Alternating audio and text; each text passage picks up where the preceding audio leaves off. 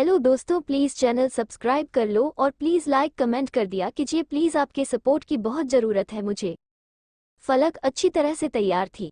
जैसे ही उसने उसका पीछा करना शुरू किया, उसने अपनी रफ्तार बढ़ा दी और एक मोड़ ले लिया। वो सफलतापूर्वक उस घटिया व्यक्ति की हरकतों से बच निकली और भीड़ में आगे भाग गई। एसके एंटरटेनमेंट के सीईओ ने देखा कि फलक ने उसे कैसे रिजेक्ट कर दिया और दांत पीसते हुए गंदा शब्द बोला, कुतिया, बस देखो मैं तुम्हारे साथ कैसे पेश आने वाला हूँ। उसने अपनी आस्तीन ऊपर चढ़ाई और फलक का पीछा किया। फलक हैरान रह गई। उसने कभी नहीं सोचा था कि एसके एंटरटेनमेंट का सीईओ पब्लिक जगह से उसका पीछा करना चाहेगा। ये सच में अनफॉर्चुनेट था कि एक दिन में वो एक नहीं बल्कि दो घिनौने लोगों से मिली। उसने अपनी गति बढ़ाई और बार की लॉबी में भाग गई। वहाँ बार में कोई चमकदार लैंप या तेज संगीत नहीं था। इसके अपोजिट एनवायरनमेंट बहुत शांत और प्राइवेट था। शहरी सफेदपोश कर्मचारी अपने तनाव को दूर करने के लिए ग्रुप में यहाँ आए थे। फलक ने चारों ओर देखा, किसी ऐसे व्यक्ति को खोजने की कोशिश कर रही थी जो उसकी मदद कर सके। ठीक उसी समय दो स्टाफ मेंबर्स ने बार के दरवाजे खोले। बार मैनेजर ने लोगों के झुंड को झुककर देखा और पोलाइटनेस से उनका अभिवादन किया। सबसे आगे एक काले रंग का सूट पहने एक आदमी था, जिसके चारों ओर लोगों का एक ग्रुप था।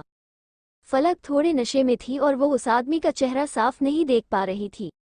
वो केवल उस आदमी की लंबी टांगों को ढकने वाली अच्छी तरह से डिजाइन की गई और अच्छी तरह से प्रेस की गई पैंट देख पा रही थी। उसके हर कदम से एक इम्प्रेसिव पर्सोना का आभास होता था। फलक एक नज़र में ही बता सकती थी कि वो एक हाई रैंक का व्यक्ति है। उसने संकोच नहीं किया, बल्कि लड़खड़ाते हुए उस आदमी की ओर बढ़ी। उसने अपनी बाहें फैलाई और उस आदमी की गर्दन को गले लगा लिया। वो धीरे से मुस्कुराई और बोली, my love, you have come to take me. उसे ये सोचने का समय ही नहीं मिला कि आसपास कितनी भीड़ है। पिछले 3 सालों से वो अपने रिश्तों की तमाम उलझनों से गुजर रही थी। एसके एंटरटेनमेंट का सीईओ उसका पीछा कर रहा था और वो जानती थी कि अगर वो मदद भी मांगेगी तो बहुत कम लोग होंगे जो मदद के लिए आगे आएंगे। यही तो मुश्किल थी। वो आमतौर पर पावरफुल लोगों के साथ घुलने मिलने से बचती थी, लेकिन अब वो पावरफुल ऑफिशियल्स से संबंध बनाने की कोशिश कर रही थी। उसने अपनी नम आंखों से उस आदमी को देखा। अचानक वह अवाक रह गई। वो आदमी बहुत अच्छा दिख रहा था। उसकी मूर्ति जैसी, उसका सुस्पष्ट ढांचा, तलवार जैसी भौहें और पहाड़ जैसी ऊंची नाक। कि अगर वो मदद भी मांगती तो बहुत कम लोग होते जो इसमें शामिल होने की हिम्मत करते। यह विडंबना थी। वो आमतौर पर शक्तिशाली लोगों के साथ घुलने मिलने से बचती थी, लेकिन अब वो शक्तिशाली अधिकारियों से संबंध बनाने की कोशिश कर रही थी। उसने अपनी नम आंखों से उस आदमी को देखा। अचानक वो अवाक रह गई। वो आदमी बहुत अच्छा दिख रहा था। उसकी मूर्ति जैसी फीचर्स, उसका सुस्पष्ट ढांचा, तलवार जैसी भौहें और पहाड़ जैसी ऊंची नाक। सबसे महत्वपूर्ण बात, उसकी गहरी और सुंदर आंखें थीं। वे बहुत स्पष्ट और चमकदार थीं, ओब्सीडियन की तरह चमकीली। जब उसने उनमें देखा तो ऐसा लगा जैसे वे असीम है, दो गहरी झीलों की तरह और बेहद खतरनाक। फलक को वो बहुत अपना सा लगा। उसे लगा कि उसने इन आंखों को कहीं पहले भी देखा है।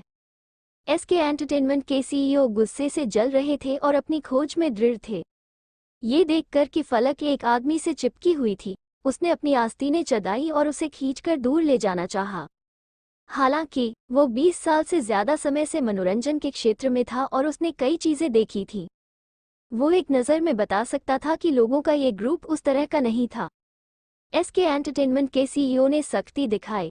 सबसे आगे खड़े आदमी ने अपने हाथ जेब में डाले हुए थे, जो फलक को देख रहा था। लेकिन उसने उसकी तरफ देखा, फिर उसने उस आदमी के पीछे खड़े लोगों की तरफ देखा और उसे कुछ जाने पहचाने चेहरे मिले। उसे आश्चर्य हुआ कि उसके साथ जो लोग थे वो सिलिकॉन वैली सिटी के कुछ प्रमुख दिग्गज थे। जिस बात ने उसे सबसे ज्यादा चौंकाया वो ये थी कि उस आदमी के बगल में खड़ा व्यक्ति संस्कार जिंदल था। जिंदल परिवार का नाम सभी के कानों में गड़गड़ाहट की तरह गूंज रहा था।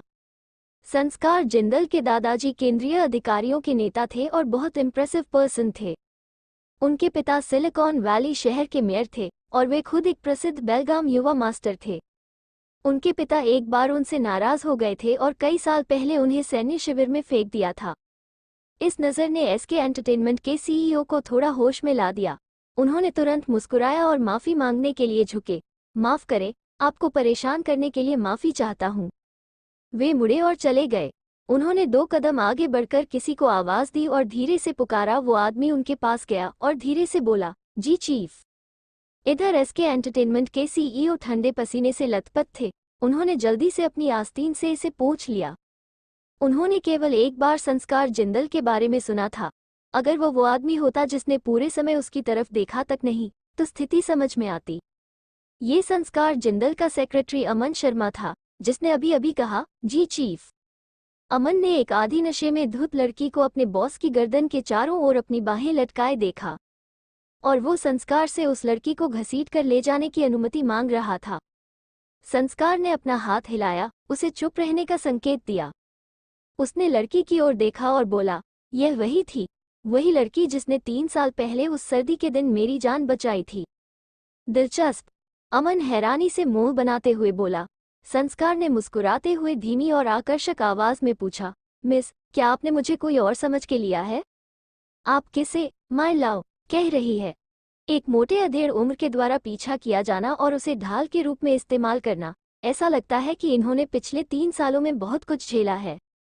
फलक को बहुत चक्कर आ रहा था, क्योंकि उसने पहले जो ड्रिंक पी थी उसका असर उसके सिर पर हो गया था और उसकी दृष्टि धुंधली हो गई थी।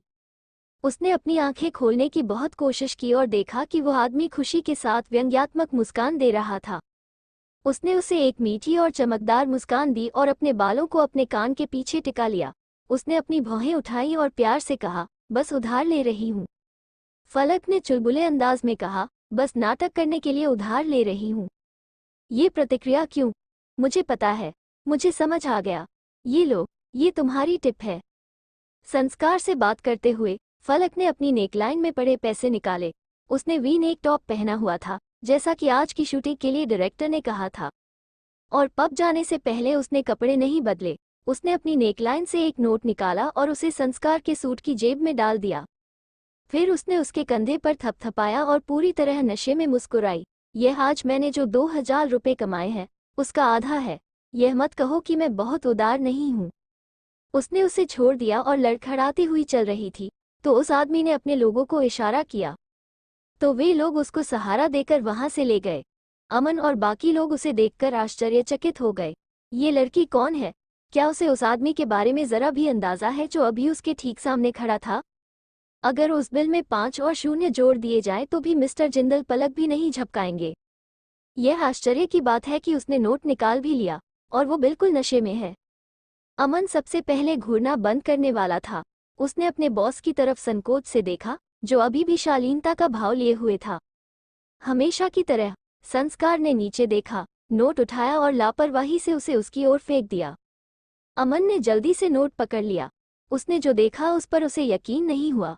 उसके बॉस की आंखों में एक मुस्कान की झलक थी, एक स्नेहपूर्ण, कृपालु मुस्कान। संस्कार ने चलना शुरू किया। मयंक ने उस दिशा में नजर डाली जिस दिशा में फलक गई थी, और उसे कुहनी मारते हुए उत्सुकता से पूछा, अमन, वो लड़की कौन है? तुम हमेशा लड़कियों के प्रति उदासीन रहते हो। तुमने उसे अपने पास कैसे आने दिया? क्या इसलिए कि वो विशेष रूप से सुंदर है? हर कोई जानता था कि मिस्टर संस्कार ब्रह्मचारी है। वो इन 30 सालों से जिंदल परिवार के पोते और एक बिजनेस दिग्गज के सीईओ के रूप में है। वो लोगों की नज़र में सबसे डिजायरेबल बैचलर्स थे। इन वर्षों में अमन ने उन्हें कभी किसी महिला पर ध्यान देते नहीं देखा था।